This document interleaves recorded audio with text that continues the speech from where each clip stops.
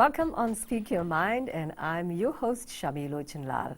I'm very honored to have guests from the National Council of Women. With me here today is the Secretary, Faye Valatambu. Welcome on the show. And I have the Young Women's Coordinator, Margareta Dawai. Welcome on the show. Thank you. Hello. I see a big contrast here. I see Faye on one side and the Young Women's Coordinator. Normally the perception of the National Council of Women Fiji is that there are more senior women in the role. Are you trying to break that barrier and to include more women, younger women? Yes, Shami. In the last 3 years, we've been actively going out to ensure that the succession plan of the National Council of Women is realized.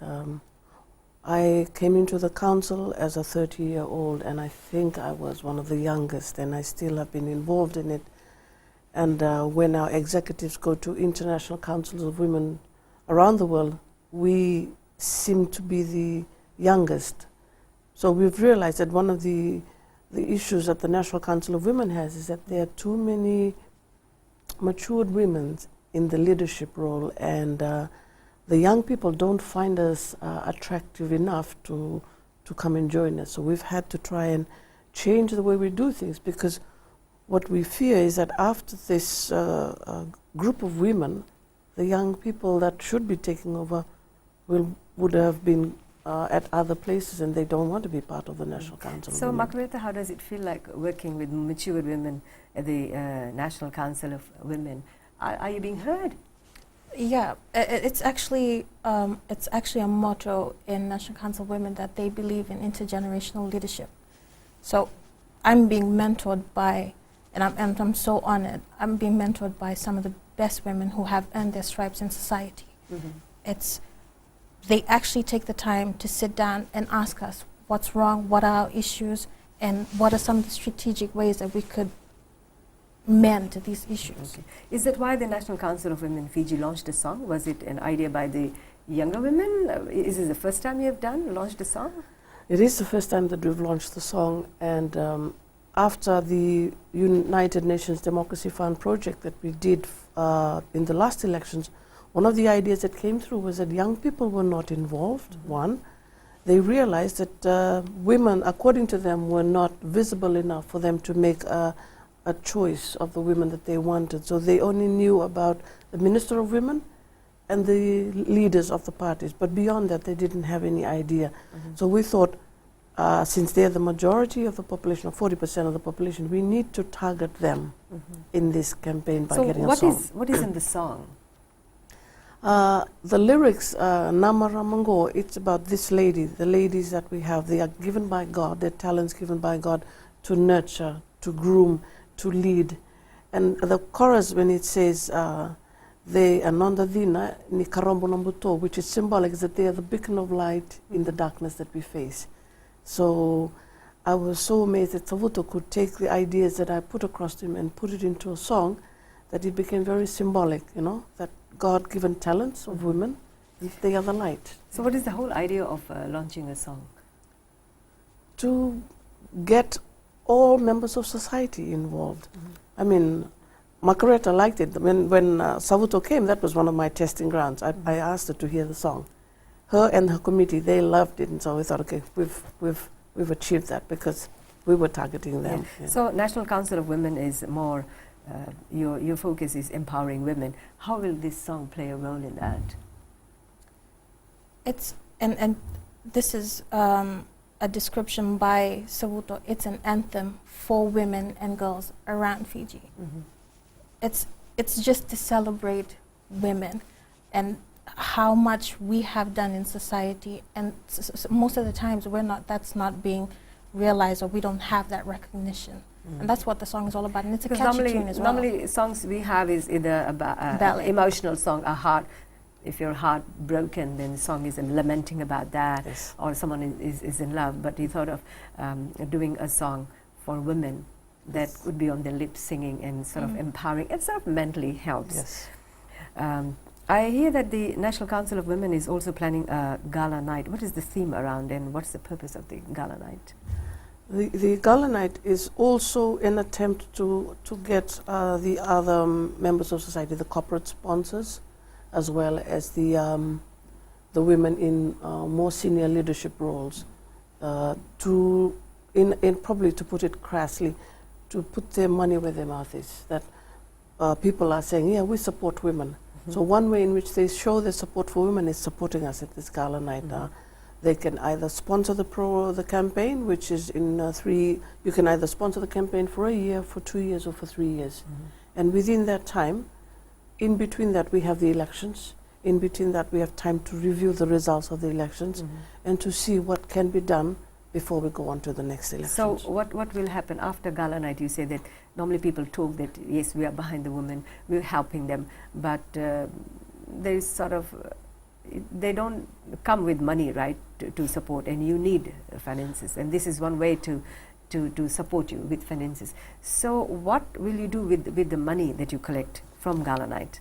We have a program that we have where we're going to be doing trainings out into the different communities. So we have trainings for the members of the youth, the GLBT, the disabled community, and all other sectors of community that will help us, just like we did with the UNDEF project, which I have here. You could have a visual look at what the different parts of society that we touched on. Okay. So just going back to the song is in Ethiopian language. Are you planning to get it translated in other languages, in English and Hindi, to reach out to more women? When we had asked Savuto initially, I had asked him for a bridge in Hindi and English, but because of time constraints, we wanted to launch it out now. So that is in the pipeline. So already yesterday we were talking about which Indian artists we were going to bring in to try and, it's one thing that Savuto's saying, but we wanted it to be also a community thing. So it's not bringing a local artist that's popular, okay, and use them to sing the song. We'll look forward to that happening, yes, soon, yes, so that you have, you are able to reach to more women. Yes. We'll take a short break, and we'll be right back on Speak Your Mind to carry with talking to our guests from National Council of Women.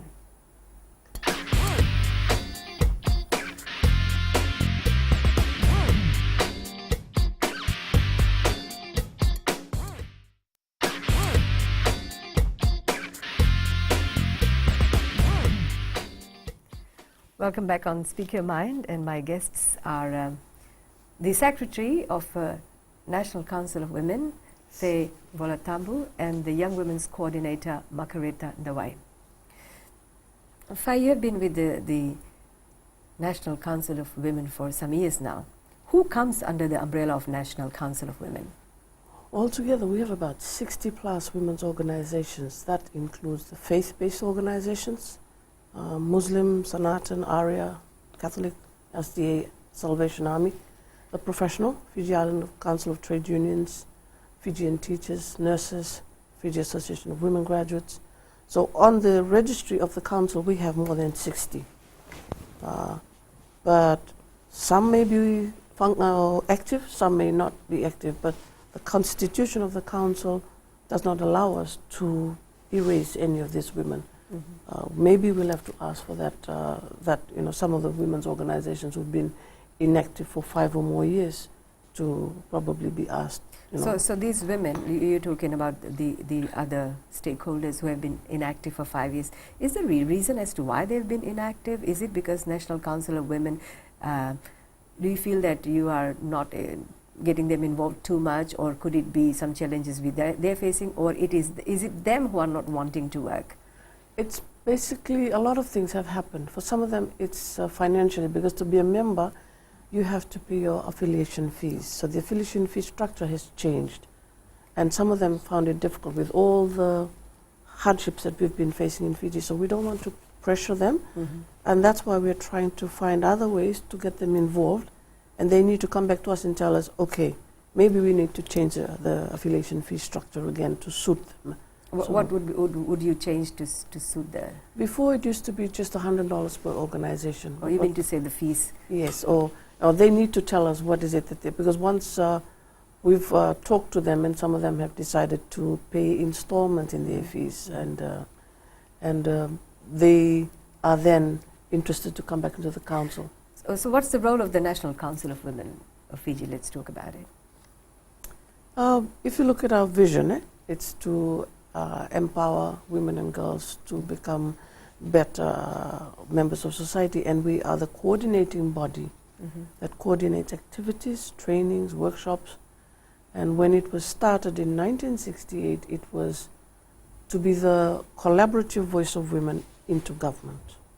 Later on in the 90s, we were behind the setting up of the Ministry of Women. So we realized that our voices were not useful unless it would carry into government. So it became a congruent of messages from the women's groups into the government. But over the last 7 years, the government has formed what is known as the Women's Federation. And sometimes they may not be too keen to listen to the women's voices at the ground, because they have what is known as the Women's Federation, or Gongo, the government. Are you affiliated with the Women's Federation? No, it was, we had a meeting in the council and we had the women's mandate not to become members. Why do you see the need to be affiliated with them? They had asked, because most of the government's funds goes into them, so that's why for each of our individual women organizations, some of them find it important to join the federation, because once they become members, they get to enjoy the funding and all the programs. Which is what the National Council of Women doesn't get. No. Since the inception of the Women's Federation, we have not received funding, but prior to that, we would be getting funding from the government. So how do you support yourself? Through affiliation fees and through funding from projects. Okay. We have UN projects that support us here. So what is the area of your focus? I know that you have got the younger women now involved at the Young National Council of Women. Is it what you call the Young committee? National Council of Women. How do you? What are you together? What is your area of focus? Well, Margarita can talk about Yes. some of the programs that they've been economic empowerment. Yeah, we a main activity that we're focusing on right now is economic empowerment program. Faye had asked me, if you were a young woman in a rural setting, what is one of the things that you would like in terms of support? And I said, if it was me, it would be education or employment. And most jobs nowadays, you need a black and white qualification attached to an already colorful resume. And some of us, we don't have that. So what we do is we encourage our young women to capitalize on talents and skills that they already have, so that they can be financially independent and employ themselves and be their own boss. So like what Margareta just mentioned, your involvement in working with women and women in urban, rural location, including ethnicity, how is your reach in that area? How successful have you been with any projects? Okay. I'll talk from the senior. What we do is, we had just finished the UNDEF project. So what we did, we had trainers from the different groups. We had a Sangam trainer, we had a Catholic Women's League trainer, we had a lady trainer from Taviuni, we had a GLBT trainer. So what we do at the council is, we don't go out and train, we get our affiliates to come in, and they become the trainers, and they go out into their communities. Then we had an early childhood education program. Again, we involve the Sangam communities in Nandi. We involve women, local women from the Sangam community. We involve the local Catholic women, the local Methodist women. So our role is just to coordinate the funding to the communities and make sure that they are getting real information from the communities, and they are getting the flow on of information as well as resources. Would you like to talk about some successful projects while doing this? Most of the projects that we do are training and workshops, but the most recent one is the research on early childhood education, which we had done with the university from Australia, and we had done it with local communities. So, and we partnered with our affiliate organization. So that's where the council is very strong, because we go to our local networks and they do the work. Our job is just to make sure that they get it. The UNDEF project, I think, is probably one of the most successful, where we had $500,000 from the United Nations Democracy Fund. We had trainers that went out all over the country, and we trained all different communities and all different demographies. So We even had trainings for the GLBT, the transgender groups, the disabled, the deaf association. And these are already affiliates of the council. So what we just did was we connected to the different presidents and we asked them, are you interested in having a workshop? And then we'd go out. So that's how the council works. We don't really need to go and introduce ourselves. When there's a program, I just call up the different heads and ask them, are there any needs? And they will also write to us and tell us they have a need. Right now, the young women are involved in the Economic Empowerment Project. Every month we have a bazaar. One of our affiliates in the north, they have been saying that they've been trained to do so many things, but there's no market. Yes. So what we've done is, every month they send their products, and we sell it in Suva. So we have mats, we have quilts, we have all their handicrafts. They had a need for a market, and we provided that. So this market is a monthly market, right? Yes. In collaboration with the Songo Marama. Wakamarama Itoke and the Young Women's Christian Association. Yes. Have you worked with other stakeholders who come under your umbrellas, or when do you collaborate with other members of the National Council of Women of Fiji? We would invite them. If you're interested in an event, then you come along. So if they want to come and sell their goods, then they come along. So it's open. But it's just that when they don't turn up, yeah, it's always open. Yeah. We'll take another break and we'll be right back on Speak Your Mind. Okay.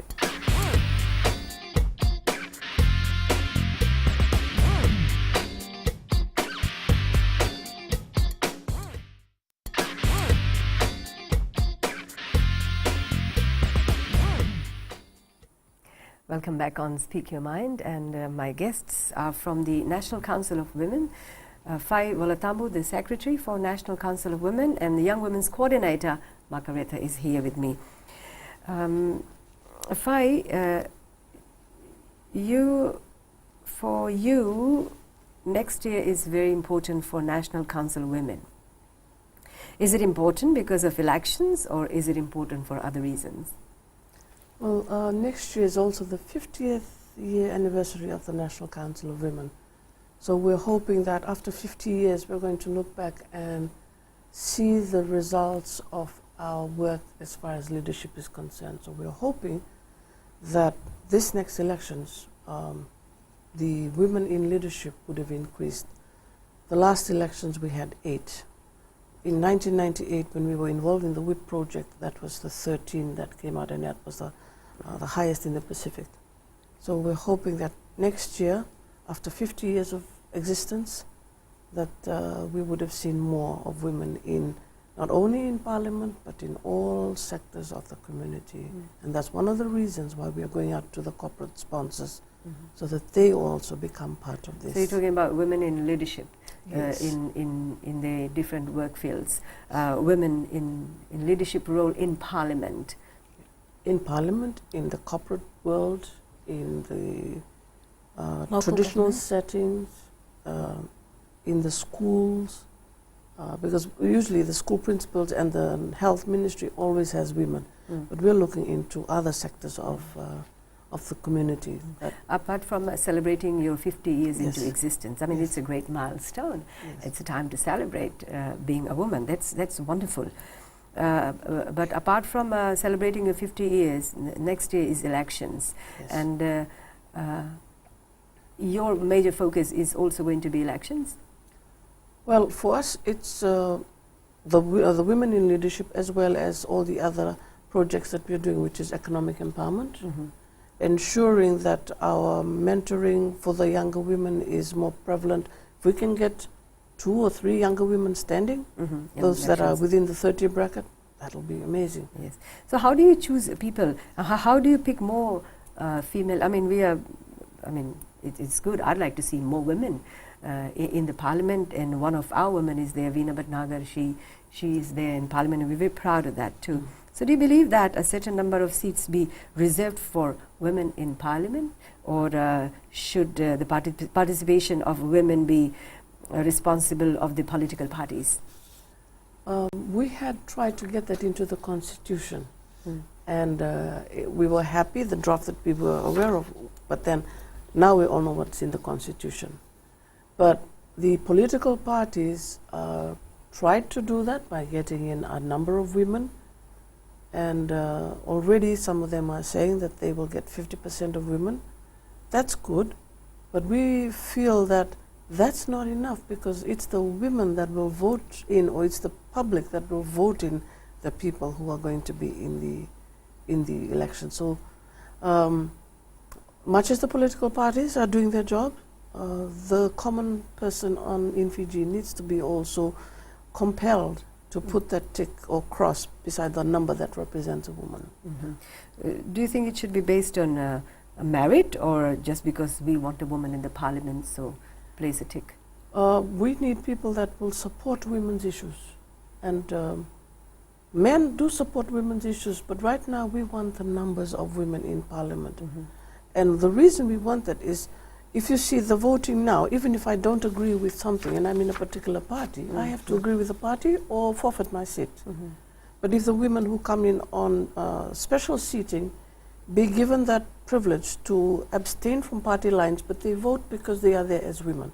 So I don't know whether they might be nominated in as women or they be elected in as women, but their main mandate is to highlight women's issues and not be beholden to party politics, because that's what happens. A lot of people would feel about an issue, but because of the stand of their party leader or their party mandate, they can't vote for the issues that they want. So what happens to the merit? Do you strongly believe that for a woman to be sitting in the parliament, it has to be merit-based too? I mean, you can't expect somebody who doesn't know anything about to go up there. I mean, that's ridiculous to say that, oh, you're going in because you're a woman. No, we have a lot of educated, experienced women out here who will go in. So we're not just saying any woman. We want the best of the women out here who to go up there and be representatives. So how have you helped in supporting and empowering women in Fiji to prepare them for leadership roles? This particular project was mainly for that. It was called From the Village to the Parliament. When UNDEF gave us the project, it was to prepare women in Parliament. And it was just so timely. We didn't plan it to come in 2014 when we were on the eve of Parliament. 1998, we did the first WHIP project in Fiji. And since then, it's been our flagship. The WHIP program is the National Council of Women's flagship. Even though the Women's Forum does it, we've always taken it that that's ours. So, and we have done that. You would have seen in the banners that we have, we've highlighted women leaders, and we've always been supportive of women that were elected into various roles. The first senator was the president of the National Council of Women. She went in by virtue of that. And the government would approach the National Council of Women then to give them appointees or nominees. We used to be the members of the advisory committee for the Minister of Women, and we would advise her on issues regarding women. All that has been taken away. We don't have the advisory role anymore, but we've always been there supporting government. And since 2014, we've always been invited into Parliament to make submissions and to do budget trainings for members of Parliament. Margareta, how would your involvement be in this area, empowering younger women to foresee them taking up leadership roles and even in the Parliament? We actually had the civic education program. We went to schools. We actually engaged with one of the communities called Savtalele. So we're very inclusive, regardless of what color you are, the age, whatever we just want to educate you that this is what's happening in Parliament. Parliament is yours. The representatives are there to voice your issues that you face in your communities. Thank you very much. We'll take another break and we'll be right back.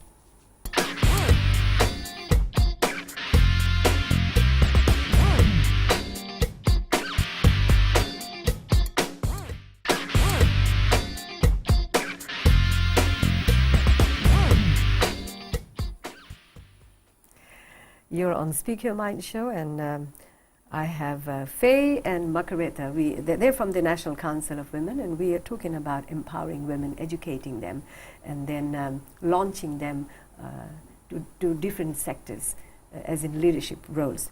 You mentioned earlier about civic education. National Council of Women is not an institute to educate women. How do you prepare them with civic education? What happens here?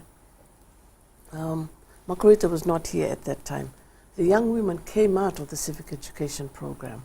There was funding that was put aside when we wrote the project proposal to set up the Young National Council of Women. Even though it was in the Constitution, we never got to enact it in the National Constitution. But what we did was we prepared trainers to go out and engage with different communities. There was a trainer that trained the youths, a trainer that trained the GLBT, trainer that trained the older women of the interior Fiji, trainer that engaged with the Indo-Fijian community. So the specific trainers went out.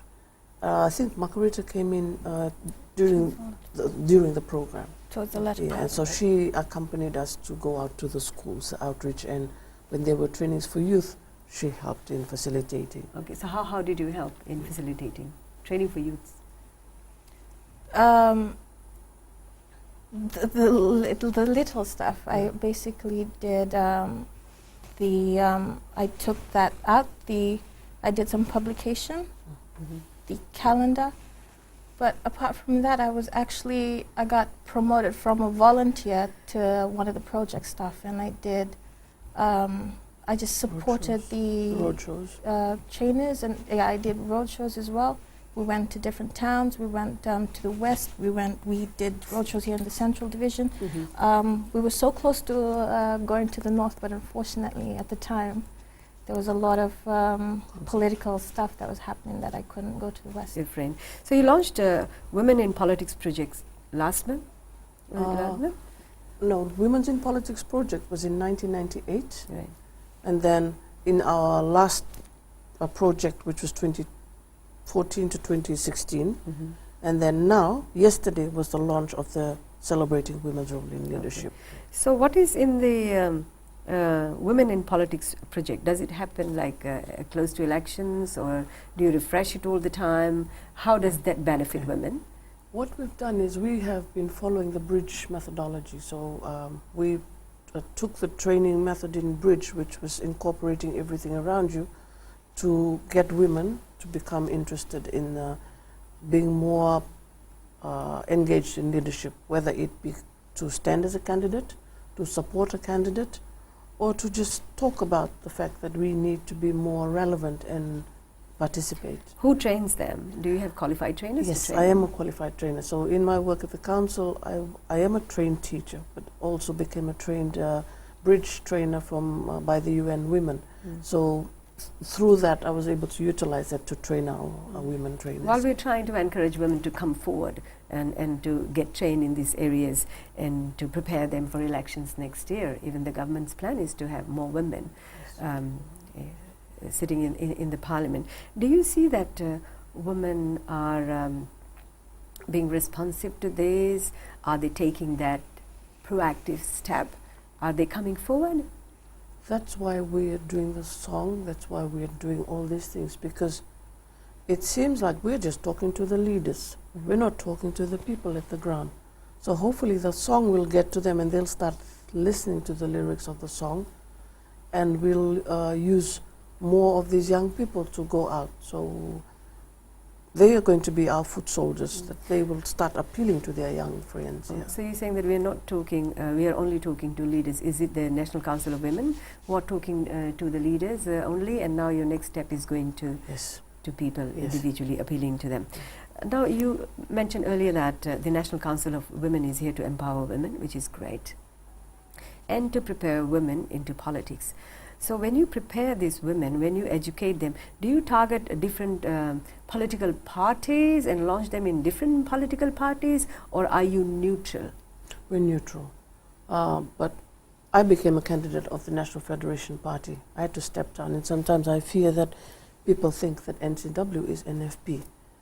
Our president supports SODELPA, our vice president supports another party. So our role is to ensure that women in all the parties are supported. So they have their freedom, they have their right to choose whichever political party they choose. Do. They are not inclined or brainwashed into taking sides with any political parties? What You we- don't guide them into saying you step into this political party. That's No. not that. What we teach the young people was to be, when you're thinking critically. That was one of the themes that we taught them. Think critically, analyze. So in some of the sessions, they would come up and say, hey, we heard in Parliament, and then we'd ask them, so what do you think? Mm-hmm. That's critical thinking. You analyze information. Don't just hear everything and accept it. Mm-hmm. And a lot of these young people are doing that. So how does your work carried by the National Council of Women, supplement government's effort in building Fiji as in all-encompassing, inclusive Fiji? We do work with women that, for example, the markets, women that don't come to the shows. We take their products and we sell that for them, because the women that attend the Fiji Expo are the selected women. But there are women who have been doing all their work and they can't come. So that's what we do, we supplement those women. We work with the unemployed youth. When we started the economic program, most of the young people that came were sharing to Margarita and to us that they didn't even have bus fares. So we started trying to find a way, an avenue to get them to pay their bus fares. So a girl would come and we'd buy their cakes and buy things like that. So these are the little things that we do. The government gives a scholarship, but the child cannot have her own lunch money. So Do you also work with the Ministry of Women? unfortunately, no. Or maybe fortunately, no. I'm not so sure whether that's a fortunate or unfortunate, but we try to do our parallel programs with them so that they are looking at things from the national perspective. We look at things from the community and the rural perspective. So the programs that might be lacking in one area, that's where we go in. All right. We'll take a break, and we'd like to carry from here when we come back.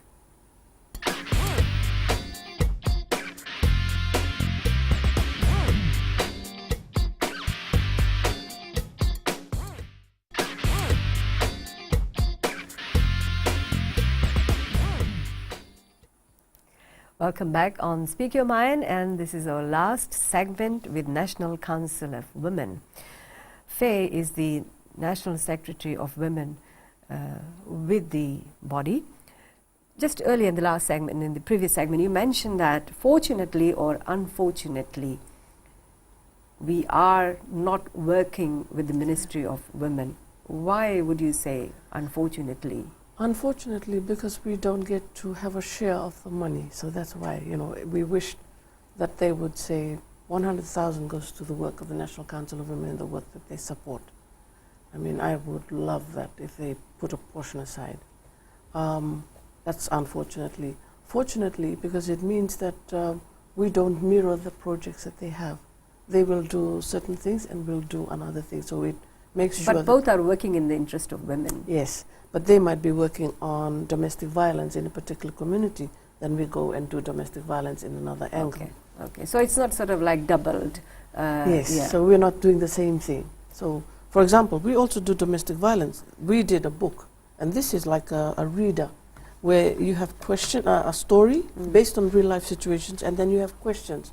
This is targeting the young people. Okay. So But you have common grounds, right? Yes, you we still do. do. We still do, but that was the reason I said fortunately, because it means that we cover things but in different angles. Unfortunately, because we don't have a share of the funding that we wish we had.